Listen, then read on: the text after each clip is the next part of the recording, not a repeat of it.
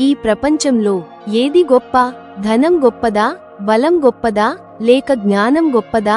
ఈ ప్రశ్నకు సమాధానం చెప్పే ఒక చిన్న కథను ఇప్పుడు చూద్దాం. ఒక ఊరిలో రాము, భీము, సోము అనే ముగ్గురు స్నేహితులు ఉండేవారు. వారిలో రాము ధనవంతుడు, భీము బలవంతుడు, సోము జ్ఞానవంతుడు. ఒకరోజు వాళ్ల మధ్య వాదన మొదలైంది. మనలో ఎవరు గొప్ప అని. అప్పుడు నా దగ్గర డబ్బు ఉంది, దేనినైనా కొనగలను, కాబట్టి నేనే గొప్ప అన్నాడు ధనవంతుడైన రాము. వెంటనే బలవంతుడైన భీము నవ్వుతూ, డబ్బు ఉన్నా శక్తి లేకపోతే ఏం లాభం?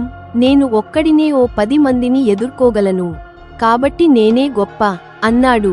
అప్పుడు జ్ఞానవంతుడు సోము ప్రశాంతంగా, మీ ఇద్దరికీ ఉన్న బలం మంచిదే, కానీ జ్ఞానబలం లేకపోతే వాటిని ఎలా ఉపయోగించాలో తెలియదు, కాబట్టి నేనే గొప్ప అన్నాడు. వాళ్ల వాదన తీర్చుకోవడానికి వాళ్ల ఊరి ప్రక్కగల అడవిలోని జ్ఞాని దగ్గరకు వెళ్లారు. జ్ఞాని వాళ్లను ఒక ప్రదేశానికి తీసుకెళ్లాడు.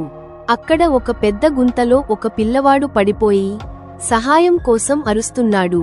ఆ పిల్లవాడిని వాళ్లకు చూపిస్తూ, ఇప్పుడు మీలో ఎవరు గొప్పో చూపించండి అని జ్ఞాని అన్నాడు.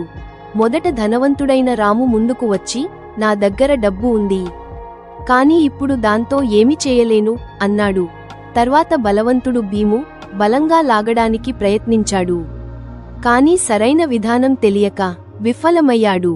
చివరగా జ్ఞానవంతుడు సోము ఒక తాడు తయారుచేసి సరైన విధంగా కట్టి ఆ పిల్లవాడిని సురక్షితంగా బయటకు తీశాడు.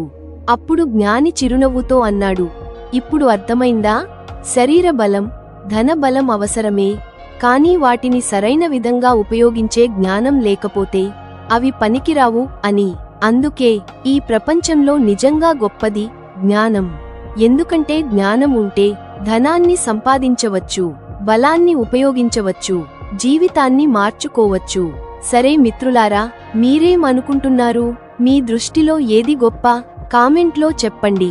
ఇలాంటి మరిన్ని కథల కోసం మా ఛానల్ను సబ్స్క్రైబ్ చేయండి. ధన్యవాదాలు.